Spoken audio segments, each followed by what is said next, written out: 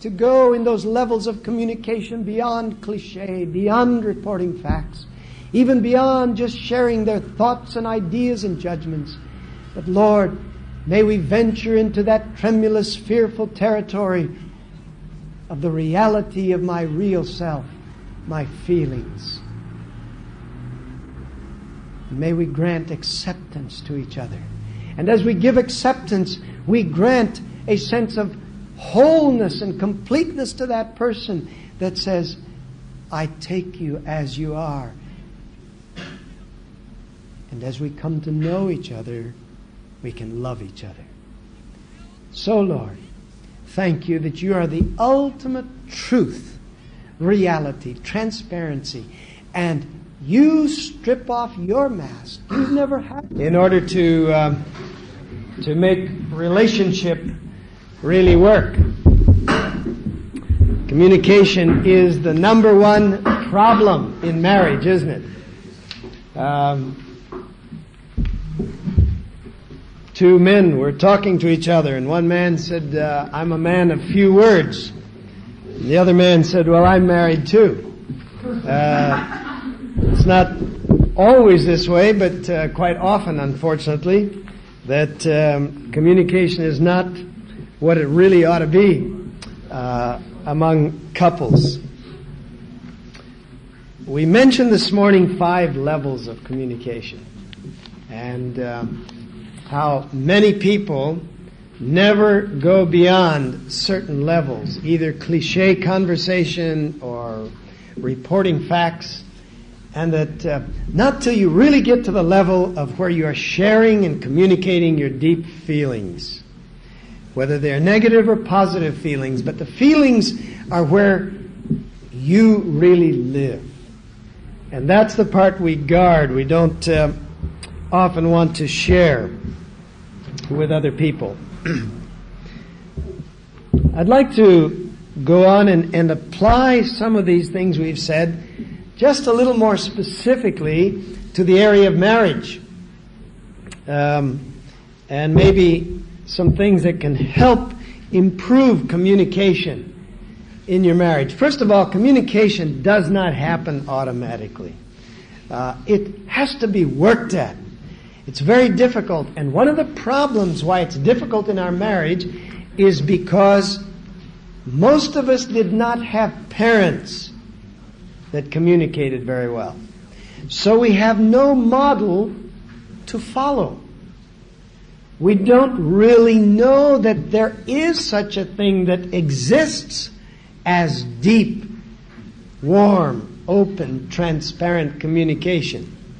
So the beginning point is to even come to the realization that there is the possibility of levels of communication perhaps far beyond anything we have ever observed, seen in our own home from our parents, or that we've seen in anyone else. So to come to the realization there can be something good there is a start. Then learning some of the principles of what hinders good communication, and how to then begin to work on it in a more positive way. 2 or 3 things that I think can help communication in the marriage. First of all, take time out on a date regularly. You say, well, we used to go out together before we were married, but, we don't have time for that kind of thing anymore. We're busy living life. But I think it's vital that if you want to communicate, it's not going to happen automatically. You have got to program into your life and into your schedule, into your marriage, you've got to program it in opportunities for improving communication. And one of these ways is simply to take time for a date together regularly. Once a week, perhaps. When you plan to get away from normal things that you do and just be together. And be together with the idea that we're not just going to some event. We're not just going to a concert. We're not going to some ball game. We're not, just going somewhere. But the purpose of this event together, whatever else you may do, is to develop communication. That's why we are taking this time away from our schedule. A second thing that I think will help very much in communication is to actually consciously plan to give at least one positive compliment to your spouse every day. To actually think about it. You say, well, I compliment my wife. And she says, yeah, I give my husband compliments. Well, when was the last one? Let me see. I remember a month ago well, no. Are you really consciously thinking about giving your wife or your husband at least one positive compliment a day? There's a lot of things in our world that attack us and make us feel negative about ourselves. And the only way to open up communication is to feel positive about yourself. And we can help each other feel positive by affirming one another, giving affirmation through compliments, and hopefully it will become something that's spontaneous, that you don't have to program or plan for. But don't assume that that's true. Don't assume that in the course of the day I probably will say something positive to my wife or to my husband. Literally keep track of it for yourself at first until it's a habit. That at least once a day, think of a particular thing to compliment. And you remember what we said yesterday about this matter of complimenting? What is it that especially means something to a wife when it comes to complimenting? Compliment what? Herself. Not just something she does. We are much more likely to compliment something another person does. Oh, thank you for doing that. Or, that was a good dinner you cooked. Or there was, you did a good thing there. But as good as that is, and that is good, and we need to do that, what really makes a wife feel special is when you compliment her. I told you how my wife used to tell me many, many times in early years, and I just couldn't get it through my head, you don't notice me. You don't really pay attention to me. And I'd say, well, I told you it was a good dinner. Yeah, but that's not me.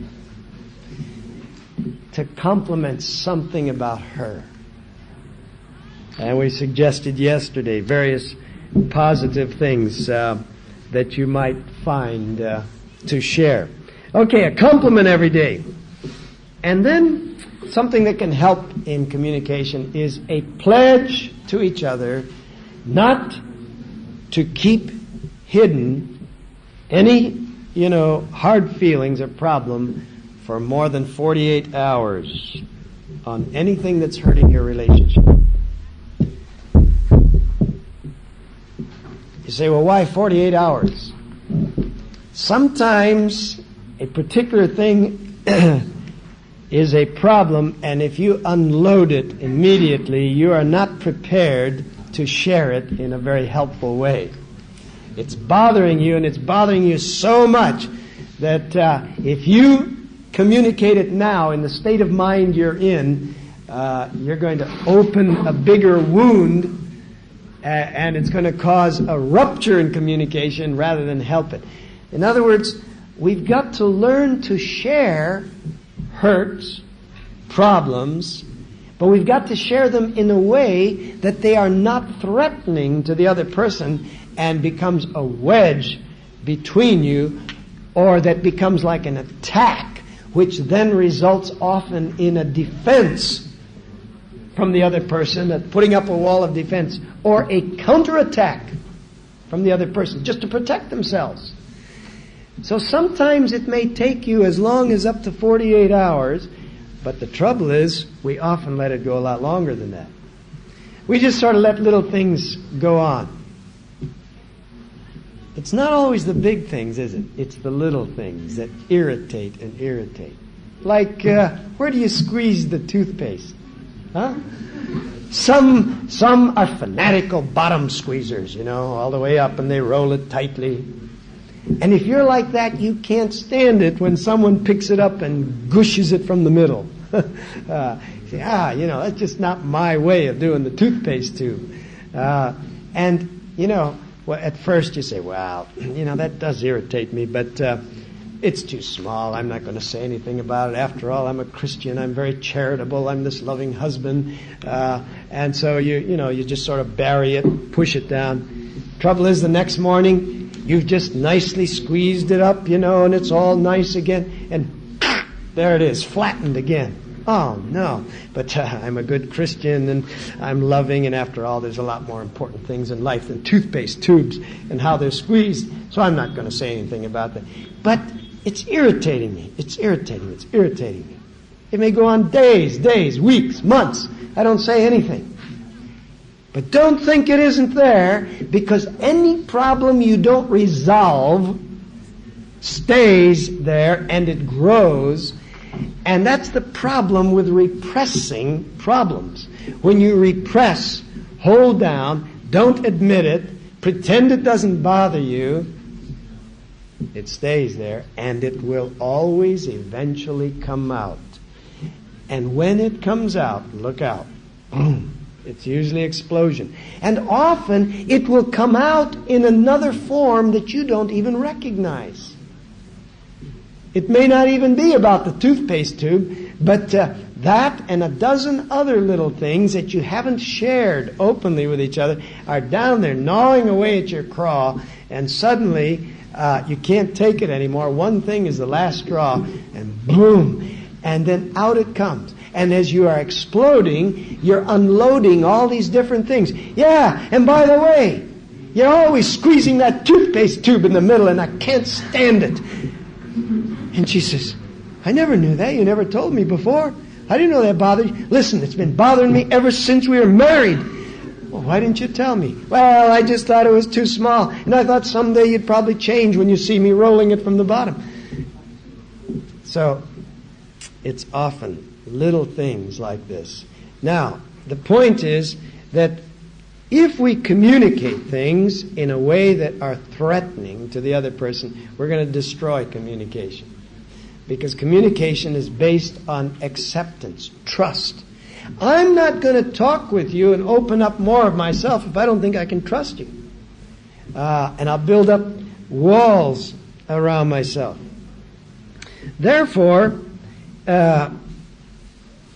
we need to share things relatively soon, as close to the event as possible. Many times, it should be shared right at that time.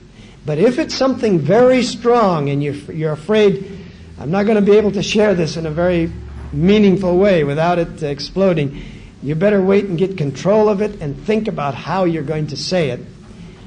But don't think too long. Don't think for days and days and weeks, because then it's beyond the time. It's better then than not at all, but it's much better to learn to keep short accounts, keep things up to date. And that way you don't build up a reservoir of a lot of unsolved matters. If you have not been in the habit of doing this on a regular basis, you may have a great big bank vault filled with all kinds of things from the past, and you're going to have to slowly empty that vault of some of the things that you've been storing there to talk about with each other. And I'll try to remember to get to it a little later on what are some ways to share our feelings, because we talked about the importance of your feelings. But if you express your feelings in a wrong way, it can do more damage than good. And then the very goal you are trying to achieve of closeness, intimacy, more exposure of feelings, just the opposite will happen because you'll feel attacked. So we'll talk a little later about how how to share negative feelings with someone. What are some secrets to openness? Our goal is to be open with each other, isn't it? Because openness leads to oneness. And oneness is the goal of marriage. Because oneness, which is the goal, helps to reach the purpose of marriage, which is relationship and meeting the need of loneliness, intimacy, and so on. First thing in terms of secret to openness, and this is a hard one, and this is one you really need God's help in. I've got to be able to admit that I'm wrong. And some people just can't do that. To admit that they're wrong. To apologize. To literally be able to say with their mouth, I was wrong. I'm sorry. And to actually ask for forgiveness. Will you forgive me? Now, that's an important part, because just simply saying I was wrong, that's good, that's part of it, but it hasn't totally cleared the air, because you don't know whether the other person accepts that or not. They may still be angry, they may be bitter, and it sort of puts them on the spot, but it's a necessary spot to put them on, to ask, will you forgive me? And there's where honesty has to come in on their part, because if they're not really ready to forgive you, they ought to be honest to say that, you know. I don't know. I can't feel like I can forgive you just yet. Sometimes that's true. They need to get the victory in their own life. They shouldn't say, yeah, I forgive you, if they really don't. But when you ask, will you forgive me, then it's making them confront the decision, do they want to get rid of this problem? You are doing what you can to resolve it. You're admitting your culpability, your wrongness in it. You're saying, I know, I blew that, I'm sorry. Now you are saying, I'm doing what I can to resolve it. Now I'm asking you, because any problem involves two people, will you do your part so we can put this behind us? Will you forgive me? And that person really has to think about it, perhaps. But at the moment when they're able to say, and if they can say it meaningfully, yeah, it was hard for me to take, but I do forgive you. I know you're sorry, and I forgive you. When they've said that, then you've got to, by faith, believe that they forgave you. There's where honesty comes in, transparency, openness with each other. Because often we go away saying, yeah, she said she forgave me, but I don't know, I think she's still thinking about it. And if you are suspicious of her that she really hasn't forgiven you, you're going to act in a guilt-ridden way. You never got rid of it. You said, I'm sorry, will you forgive me? But now you're still carrying the guilt, because you're saying, I don't think she really forgives me, and you're carrying it around, and you're going to be suspicious of her. You're not going to be open and honest. And here's the importance of that honesty. If she says she forgave me, then I've got to believe it, whether it seems like it or not, and I've got to act as if she really did forgive me. If she didn't, then she's going to have to prove it to me later that she didn't forgive me. But I can't go around being suspicious or doubting, because that's just going to increase my guilt. I still carry that around. I've got to put it out of my mind. It's finished. So to be able to admit that I'm wrong, to apologize, that is the big one so many times. Another step to the secret of openness in communicating with each other is doing some inner research. Inner research. We want to find out what's bothering us, because often certain kinds of problems keep coming up. They may look a little bit differently, but essentially you can see that It's the same type of problem. Now, after a while, you begin to say, there must be a deeper cause why this problem keeps coming up. And here is the importance of talking and communicating with each other, in which that communication leads in the area of doing some inner research, yourself and with the other person.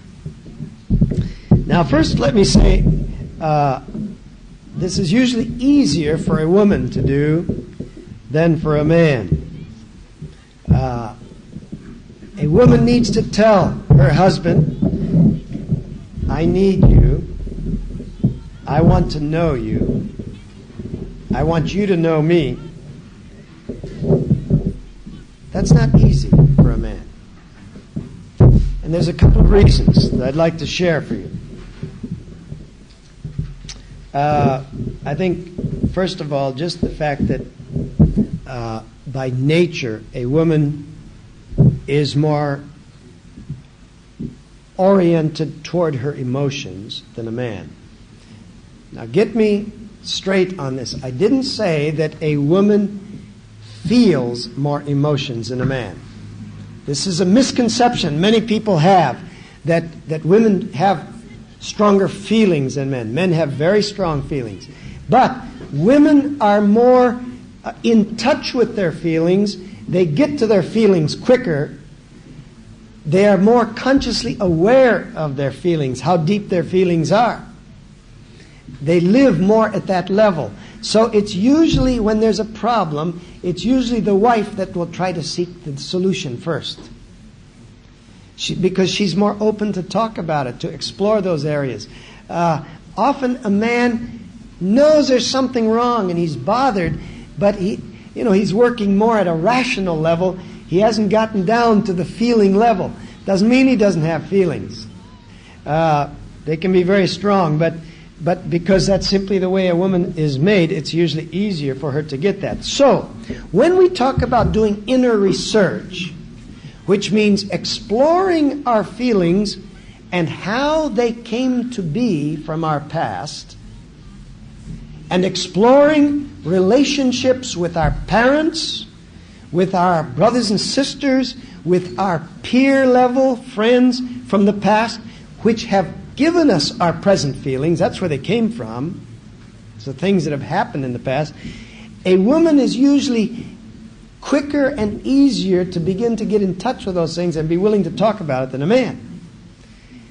But if they're going to ever have real oneness and understand each other, a man has to be willing to share with her in this philosophy of openness, to begin to look back into their own past and into the other person's past so they can share these things. Now, some of you have been in the seminar that I give sometimes on healing for damaged emotions and the interrelationship of spiritual and emotional needs. And we talk a lot in that seminar about our past and about the basic needs that everyone has of belonging, being loved, worth, competence, where they come from, where they've been injured, and how they've been twisted from the past. All of that is what you bring with you into marriage. That's who you are, this package. And you perhaps have never stopped to understand or analyze where your set of feelings came from and where his set of feelings. And they're very different because your backgrounds, even though you could have been from the same community, are very different. And as you explore that, it'll help you to understand, that's why you say those things. I see, that's why you feel this way. That's why you always read that message into this event. I understand that. And I understand it about myself. But that takes inner research. You have to work on that. Talking it out. Exploring from your past. A lot of questions that would seem irrelevant. You say, well, what's that got to do today? I mean, that happened 30 years ago, 40 years ago, 20 years ago.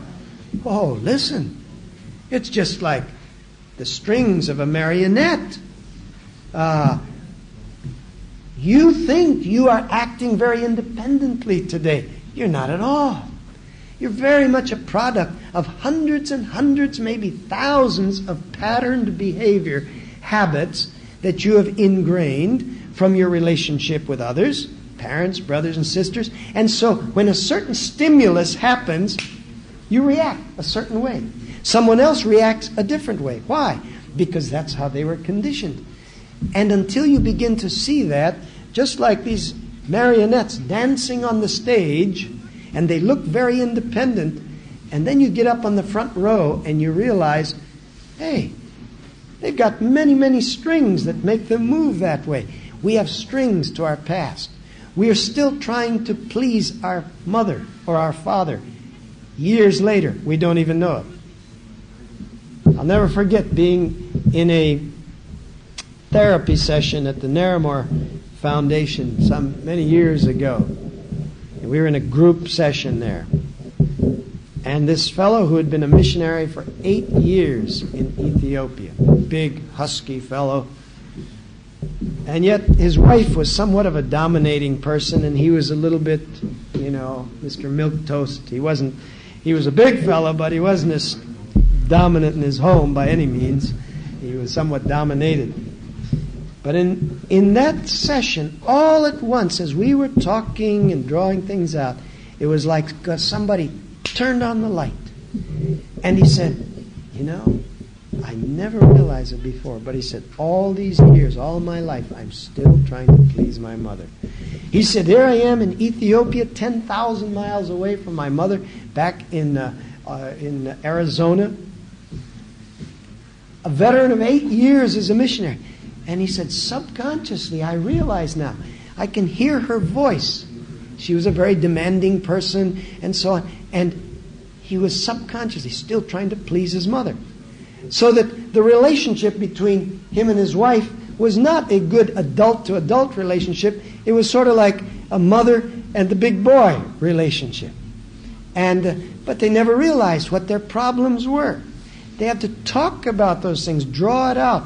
And fortunately, his wife, who was in another therapy session, she began to see some things from her past, and they began to work it out and got a much better relationship. Now, one reason why it's harder for a man, we mentioned, is because a woman is more oriented toward emotions, to be aware of them and to talk about them and so on. But the second reason why it's easier is culturally and environmentally conditioned. See if this isn't true. When a boy and a girl are growing up, they're very young. If suppose a little mouse runs across the floor, and the little girl squeals like this, and we say, "Oh, isn't she cute? Oh, she's afraid of a mouse." We kind of laugh about it. If the little boy somehow sees that mouse and he's afraid, what do? Do we say, "Oh, isn't he cute?" Oh, no. We say, "Oh, come on. You're a boy. You're a big man. Men aren't afraid of mice. Come on, go up there and touch it, Now, let me ask you something. What does that boy quickly learn? If I'm going to make it in this world, I have to camouflage my feelings. It doesn't make him any less afraid of the mouse, believe me. But he learns one thing: you act macho. You may be scared to death inside, just about ready to faint, but you pretend like, doesn't bother me any, because to do otherwise means that you're not accepted in society. If a little girl gets angry and she throws a tantrum and stamps her feet, often, she's a little girl, what are you going to do? Isn't she cute when she gets mad? Her little skirt is flying and she's dancing around, and little girls look so cute when they get angry. When the little boy gets angry, he gets mad and he stomps around and he throws his truck. Listen, you don't act like that. You better control your feelings, and so on. What he learns very quickly doesn't make him any less angry. He hasn't learned to cope with the problem. He's not resolving it, but he's learning to mask it. Don't show your anger. And on it goes. Now, the point is, suppose the little boy falls down, little girl falls down, skins her knee. Oh, she gets up crying. We pick her up and rub it off and say, oh, poor little thing. We don't mind her tears too much. Dry them. Often a little boy falls down, skins his knee. Oh, it hurts. And we say, oh, come on, rub it off. You're a man. Men don't cry, And does it make it hurt any less? Oh, no, it still hurts. He'd like to say, hey, why don't you fall down, skin your knee, see how it hurts, But it's easy for us to tell him, come on, man, it doesn't hurt, So what does he learn? He learns, don't ever show that it hurts. In many ways, we are giving him a message that says, men don't show their feelings, whatever it is. Whether it's fear, whether it's anger, whether it's guilt, whether it's pain, you don't show it. You tough it through. Now, we're not talking about somebody who just wears their feelings on their sleeves, every little thing just crumbles. But we're talking about being realistic about what's really happening inside. Because those men are hurting just as much. They have pain, they have anger, they have fear, they have these things. Now, you train a child like that, and one day he goes and stands next to this lovely young lady in front of the preacher, and they exchange rings, and they get married, and they go happily off into the sunset, And you think that all of a sudden, he's going to be very open and communicative with her, and he's going to share at the deep inner feeling level? No way. He has learned you mask your feelings. That's how you get by in life. So that he's going to have to unlearn a lot of things that have been culturally and environmentally conditioned into him. Those are some of the reasons why this commitment to inner research, kind of digging into, who I really am, what feelings do I have, where did they come from, how was I treated as a child, therefore why do I react the ways I do. It's going to be tougher for a man, usually. And a wife has to understand that sometimes she's much more ready to move quicker in this area of openness than her husband, and that she's got to be patient with him. On the other hand, a man has got to realize that if he was taught, don't show your feelings, that's not going to help his marriage. And he's got to learn gradually to realize that does not make him a weak person. Actually, there is strength in being able to admit where you're at, knowing where you're at. Jesus wept. Jesus had all the feelings, and he expressed them. And he was in touch with himself. This is something I had to learn much later in life than I would have liked to literally learn what feelings I was having. And to be aware that they were there, even though I didn't know it, and they were subconsciously driving me in a lot of things I did, sometimes positively, many times negatively. So, when you commit yourself to this kind of inner research, it means that you take time on a regular basis to sit down and talk about your past. Preferably this is done not at a time when emotions are running high. It's not when you're having a conflict. It's when everything is good, when things are peaceful. Those are the times to explore, because when you explore into your past, you're going to uncover some things that are very painful. We all have hurts from our past. Some people have a lot of hurts, and they're buried deep. And the time to bring those hurts up and look at them is when you are both calm and resolved, able to work at it, because it may get to a threatening level where you can't talk about it anymore. You have to let it go for a little while and come back to it again another time.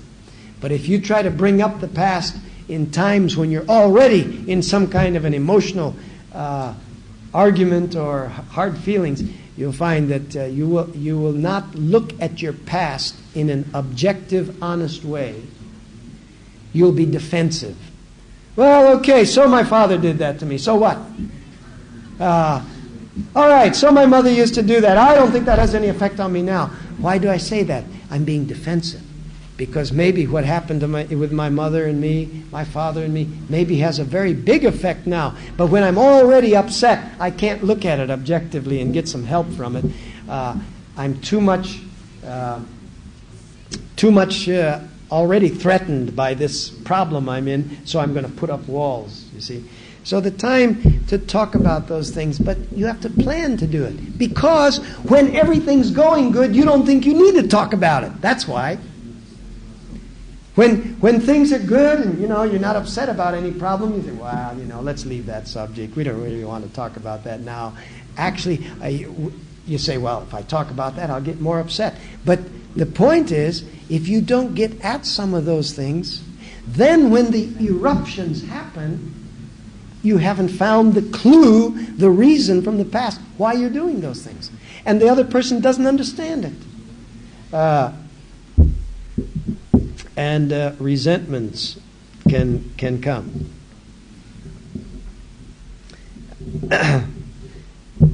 Spending a few minutes together each day sharing what your inner feelings are. I challenge you to do this as a couple. It's great if you can do it all the time, but set, say, the next 2 weeks to do this. Take 10 minutes every day, a planned time when you sit down and where you will not focus on any objective things or activities, but only on your feelings. And the feelings that you are having now, today, what you have just had. For example, at the end of the day, you may sit down for about 10 minutes, and first you give the opportunity for the one person to say, how did you feel today? Were there any times when you felt hurt by me? Were there any times when you got angry at me? Were there times when you were afraid of me? Were there times, how did you feel about maybe some incident happened at the mealtime? Or somebody said something to you in the hall? What were your feelings today? Now, if you're not in the habit of thinking of your feelings, you may just sit there like, duh, I don't know. I didn't even know I had any feelings today. Because we often operate just like robots. RT-Do, the little mechanical man in Star Wars or whatever. But you had feelings all day today, but you might not have been aware of them. Now, some feelings maybe were not so significant, but there may have been some things happening today that were very significant, but you just passed over them, and they're still there. It's a good time to literally draw it out and to share it. You say, well, it was such a little thing, not important. It's learning the habit of being in touch with what you are feeling at that time and sharing it with the other person, particularly if that feeling relates to something they did. Now, here's one of the rules. When you play a game, you have to define the rules. You have a referee that blows a whistle to keep the rules going. And one of the rules of this game of sharing your feelings is that the person talking, sharing the feelings, has to have perfect freedom to say whatever they want, and they get no answer back from the other person. Suppose the wife says, I got to admit it, this morning when you ran out of the room and rushed off to breakfast, I was a little hurt. I kind of thought you'd give me a kiss and just notice me a little, and you haven't looked at me all day today. It's no big thing, I guess, but I guess I do feel a little lost. And you know what the tendency is? Yeah, but, the bell was ringing and everybody was hurrying down there, and, how do you expect me to take time? See, I'm justifying myself. And the minute I justify myself, that other person says, you see, they really don't want to listen to me. They don't care how I feel. All they want to do is protect themselves. And what does that make the person feel like? They're rejected. You really are rejecting me. So why should I tell you how I feel? You don't want to hear it anyhow. And so, the barrier comes up. The wall is there again. And the hardest thing, remember when we talked about listening this morning? Can you listen with your mouth shut? Man, I have a hard time with that. But only as you do that, sit there and hear it. Now, if you find that what that other person is saying is really threatening to you, you can hardly listen to it, you're feeling like you're being attacked, even though they may not be attacking you as such, but you feel like it's just pushing you down, like you're nothing, then that tells you something. It tells you that you're suffering from an awful lot of inferiority and a lot of insecurity. And that thing they're saying shouldn't be knocking you that hard. Now, certain things, maybe you don't like to hear them, but it should not be threatening to where it's destructive to you that you got to hit back. Because as I develop a sense of self-assurance that God accepts me and that I accept myself, then I can listen to you even say things of where maybe I have hurt you today without having to defend myself. And until I'm able to do that, to listen to that, I won't really know what you're feeling, what the cry of your heart is. And then the other person has to give this one the chance. And he's got to start sharing his feelings. What did you feel today? Not a month ago, not a year ago, but just, now. Try to keep it current. Learning to deal with it. It'll train you, first of all, to be conscious of your feelings. And only as you're conscious of them will you begin to understand your feelings and get the pattern. And that'll show you, what's in your life and what areas need to be improved. And then it's up to you whether you want to start changing them or not. And if you say, nope, that's me, I'm not going to change, that's your right, that's your privilege. But remember, at that point, you're blocking any further hope of communication and any further hope of oneness, which is our goal, isn't it? So, sharing, taking time to actually share feelings with each other. Another thing that can be helpful along that same line is to read and share some books on these subjects of self-help. Some possible subjects, titles are popular a few years ago. You may not agree with everything in it, but there's some helpful things in it. I'm okay, you're okay. Some writings by Dr. Paul Tournier. Anything Dr. Paul Tournier has written. Soup stuff. Great. Psychiatrist, really provoked you to think. And he has excellent things. He has a book, I don't have it here, but it's called it's called To Understand Each Other. Just a little book. I used to give one to every couple that I married because I thought it was so good, just as a gift to them. A book that can be helpful along that line, this one is right out on the book table here. The Art of Understanding Your Mate. And there's another one, The Art of Understanding Yourself. The first one, and this is The Art of Understanding Your Mate.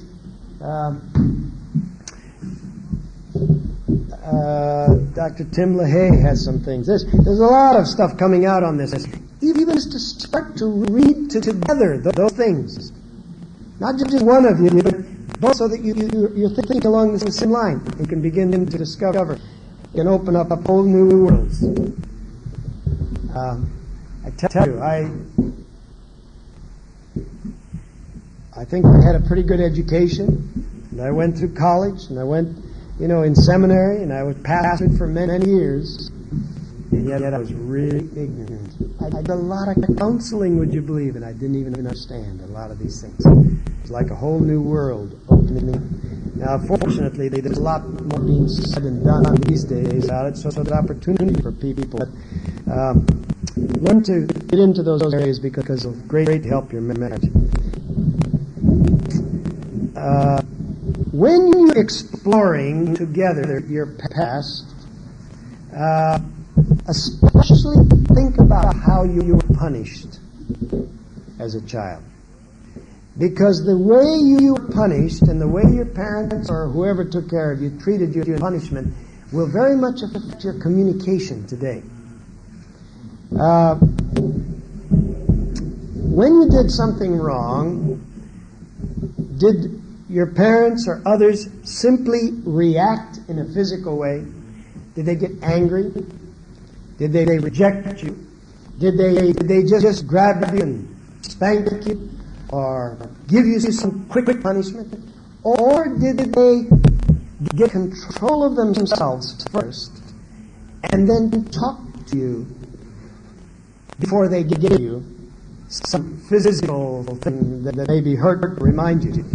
You see, most parents make the drastic mistake of failing to communicate. And the thing that really changes a child is not the punishment. Because if a child changes only because they're punished, then they are motivated by fear and by guilt. And that is not a valid motivation. God, your Father, does not motivate you by that. He motivates you by communication. He talks to you.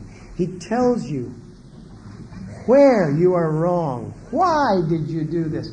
Did your parents ask you how you felt? Usually when a child starts to tell how they feel, could you express fear? Could you express anger? Could you express disagreement and be accepted as a person? Or was it, be quiet, I don't want to hear you. You have no right to be angry. Basically, that's saying to the child, you are nothing. You shouldn't have any feelings. I don't want to hear. You're just a little child, which says, I'm nothing. So the child grows up, and so how you were punished, whether there was opportunity for you to say how you felt, doesn't mean your parents have to agree with you. When I give sessions on child rearing, I think this is so important, that a parent always allows expression for the child. Now, a child has to learn how to express anger in the right way. You can't just throw tantrums and scream and throw fits. No. But a child should have a right to be able to say, Daddy, I'm angry with you. That's legitimate. After all, you're allowed to be angry. That child's allowed to be angry, but they have to say it in an acceptable way. Then you talk about it.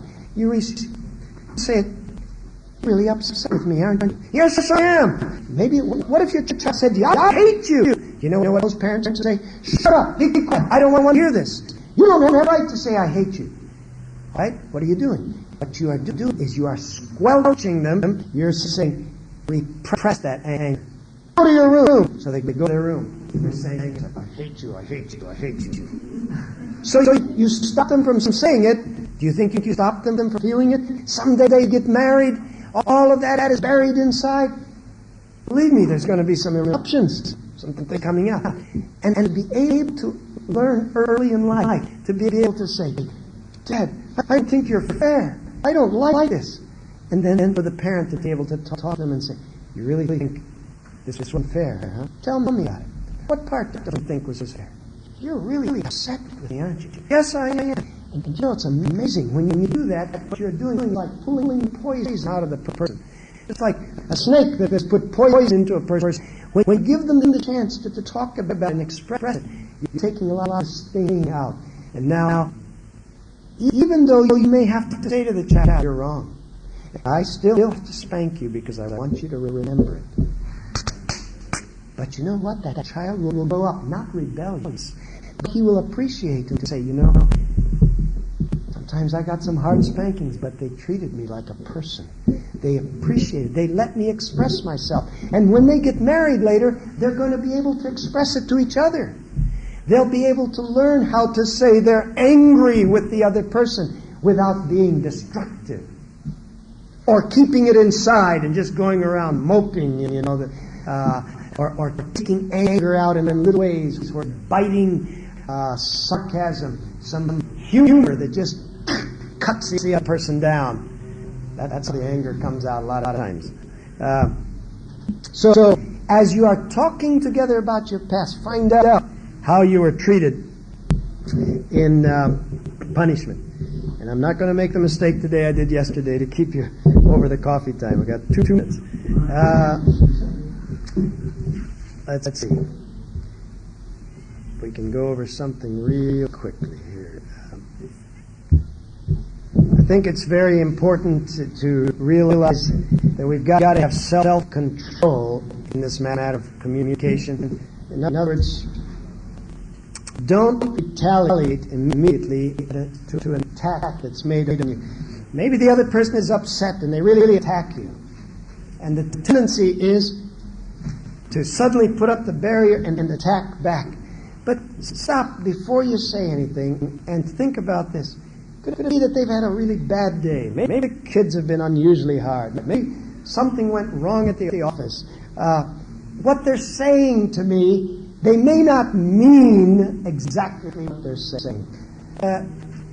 Don't hit back immediately. It may hurt what you're hearing them say, but try to be quiet. Listen, let them cool down, because a little later, as you let them talk, you may discover that the real thing that's bothering them is not what they just attacked you for, is something totally different. And if you get hung up arguing about the thing they just attacked you on, you're not even hitting the problem. You've missed it that they are upset already, and this thing just triggered it. Therefore, if you can control yourself and not act, not react to the action, give time, but talk with them a little bit, you'll find that maybe you'll get the root of the problem. And once they feel understood, oh, you had a rough day, didn't you? Those kids, tell me about it. What do the kids do? Oh, this. I see. Boy, that can really make you feel lousy. I understand why you're upset. And when a person feels understood, it's amazing how then oneness happens. You're communicating heart to heart. A quiet empathy takes place. You feel, identify with the other person.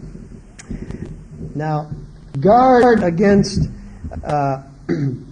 overreaction. For example, sometimes we try to sympathize too much,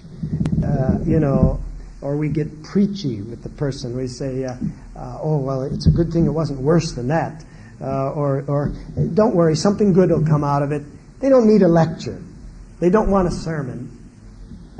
Actually, you say, we're trying to help them. I'm trying to show them it wasn't so bad. I'm trying to encourage them. But maybe you do more damage than good. A lot of times what people really want, especially in their marriage, is just they know that you feel with them, that you identify. I see how you feel. And one thing you'll discover is when a person comes with a problem and they're all upset about something, our tendency is to try finding a solution immediately, especially a man.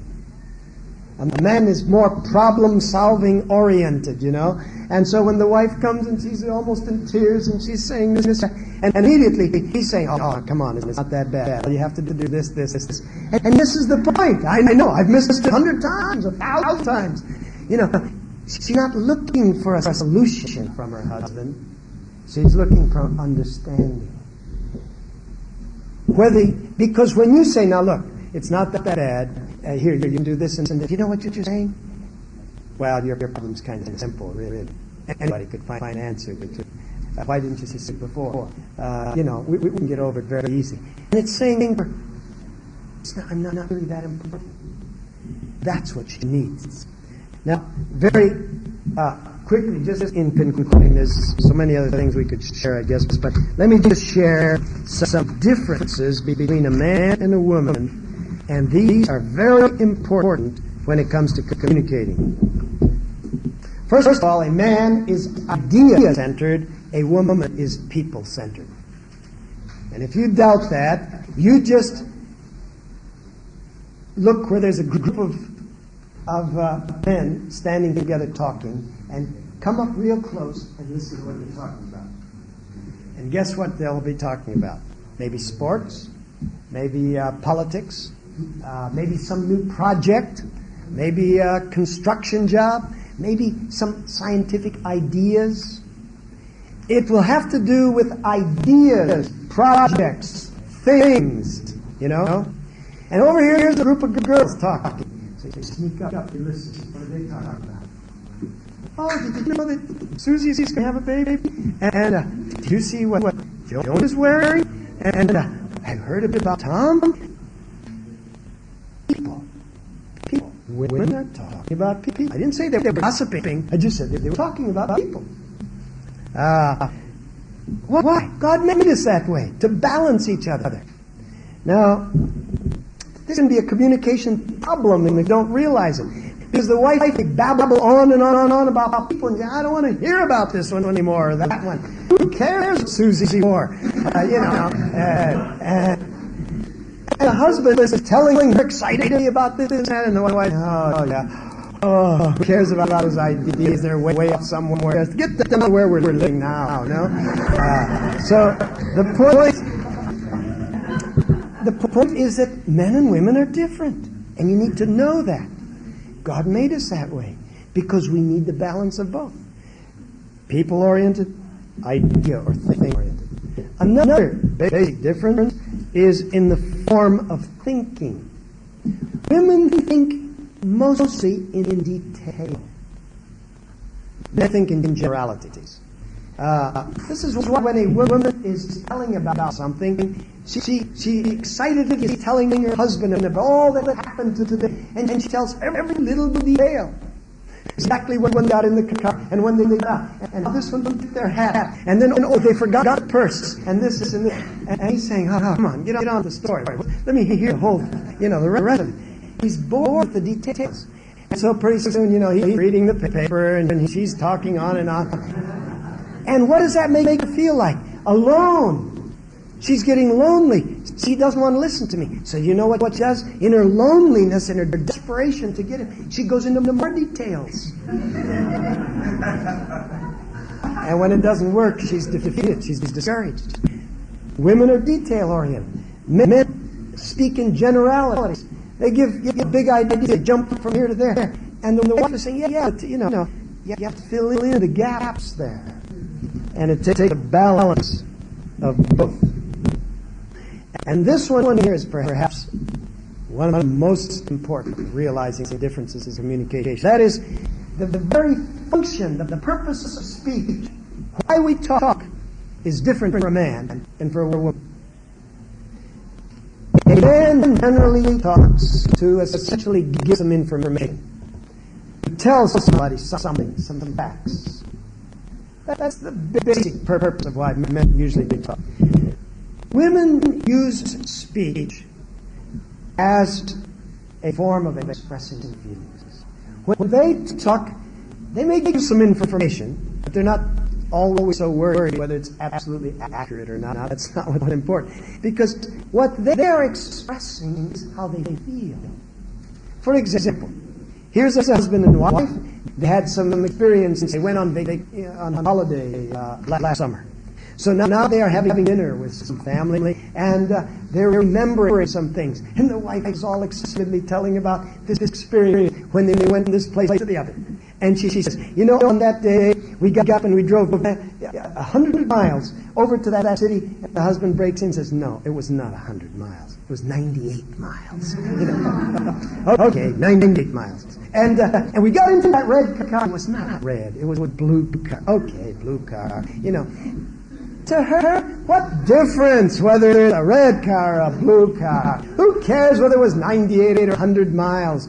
The important thing is she's telling that story to once again relive that experience. She felt it. It was so good, and she wants to share it. Or it was so painful, or it was a sad thing, and she's reliving it. That's why she tells the same thing. And her husband says, you've told that story 100 times.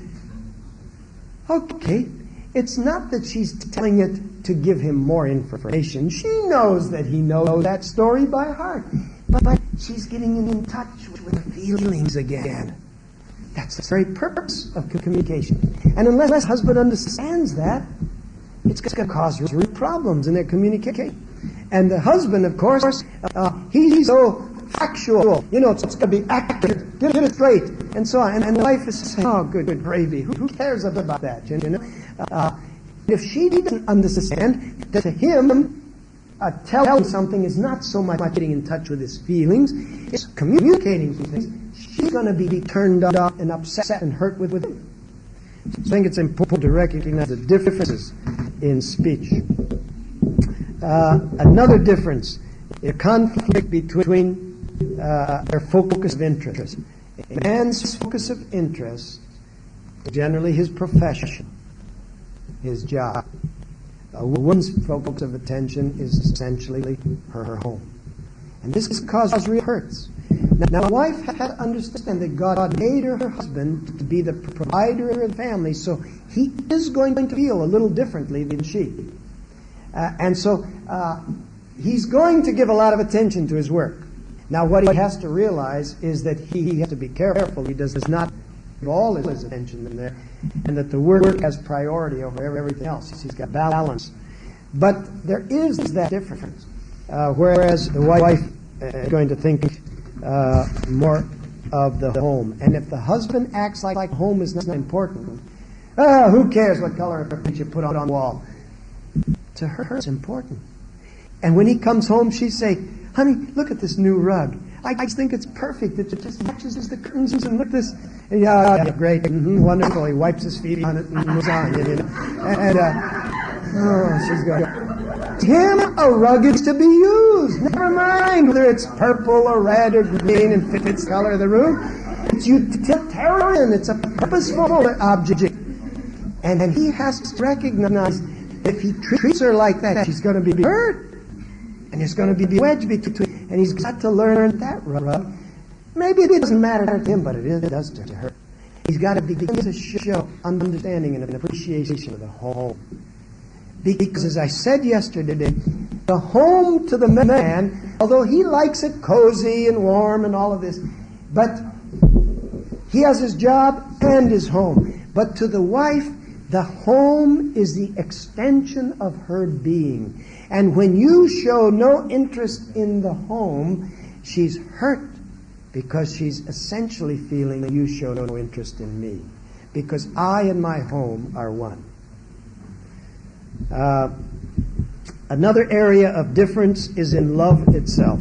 For a woman, love is continual. Love is the drama going on the stage all the time. For a man, love has peaks and valleys.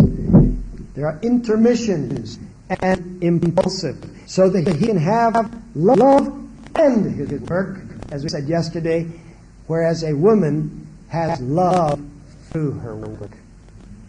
Everything she does is essentially motivated by love. That's why she's doing it. She may not consciously be thinking that all the time, but it's at the root of why she's the mother and the homemaker and the keeper. And so, when the husband puts down her work or criticizes her, she's deeply hurt because that's her way of saying, "I love you." The husband can have his work and he loves. They can separate those two things. Now, this is why it's hard often for a woman to understand a man may not be just thinking about her all the time. And so another difference between them is in sexual stimulation.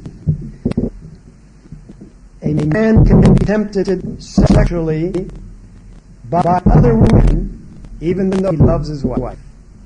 It's very hard for a woman to understand that. Why? Because she's made differently. A woman is not essentially tempted sexually by other men if she truly loves her husband.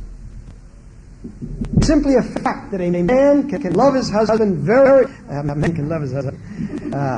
We really are getting confused here. A man can love his wife very truly, and yet because of the way he is made, and made by God, he can be tempted by someone else. Now that doesn't justify that he gives into that temptation, but that he can be turned on, tempted by someone else, does not make him strange, oversexed, weird, or strange. That's what he is. Now, a woman is not that way. Maybe it's hard for a man to understand how a woman feels. It's even more hard for a woman to understand how a man feels, because if that woman really loves her husband, there really is generally no attraction from some other man, no matter how handsome he may be. She may say, oh, he's a dreaming, but he's handsome. But she's not really attracted to him in the same way that a man can be, because she's made differently. And it's important, very important in communicating that they can understand that difference. And one more difference, and then we go. Men tend to be more conscious of their sins than women. That sounds strange to you. Women often are less conscious of sin and carry less guilt. Men carry more guilt. This is for the reason why men won't go to church. Because they may seem tough. They may seem hardened. But actually it's the fact of the feeling of guilt and failure. They don't want to go to church and reminded of it. They know evil thoughts that are in their mind. They may try to justify it. They may try to get around it. But they know different things where they've done wrong, where they've cheated, and so on. A woman's sensitivity to things is not always as fine. For example, a mother-in-law may actually think she is doing the best for her daughter-in-law or her daughter, and she may be very, very manipulative of that person and has no idea of her sin. She may be acting out of a jealousy and has no concept that she's jealous at all. Everyone else can see it, if she can't see it herself. There seems to be something of that difference, and that makes it hard. Because it's hard for a man to communicate with his wife because he feels she is the virtuous one. He doesn't dare share the dark, deep secrets of what he thinks and what he feels because, she never understands. She walks too virtuously. She's up here. She never seems to really feel some of the evil things that I feel. Therefore, there comes a wedge between them. And there is that difference. And when you're aware of that difference, it can maybe help you to overcome that in communication. Oh my, I'm taking half a coffee. Let's be dismissed. But just before we do, the next session, I want to be a very open session. We're going to be talking about the beautiful relationship in marriage of the physical union, sexual relationship. And it's an extremely important one. And I really would like us to be very, very open, very candid. And so I don't want to be offensive to anybody. First of all, I do think if it were up to me, anybody would be welcome to be in this session. But I don't want to be called on the carpet later by other authorities and say, why did you just let everybody in? And so I think we probably ought to say that only married people be in session. It is not that unmarried people should not be thinking about, preparing for, learning all they can about this area. But I think perhaps for this session we should limit it to married couples. Second thing I'd like to say is, because I do want to be very forthright, very open and honest, and yet I don't want to offend anyone, different people have different ideas of what should be said in public and what shouldn't be. And if by some chance you're a person that it might be offensive to you to talk about some very intimate areas, you feel free to not come to the next session. I don't want to be offensive. And also there's sometimes cultural differences. People from different cultures don't feel as free to talk about it. I think that it's an area that we need to become much, much more open about.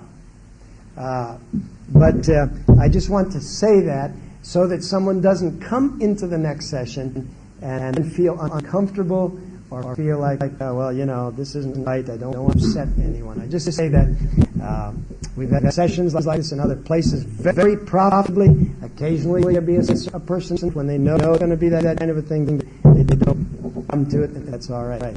So I just give those open remarks before we start the next session.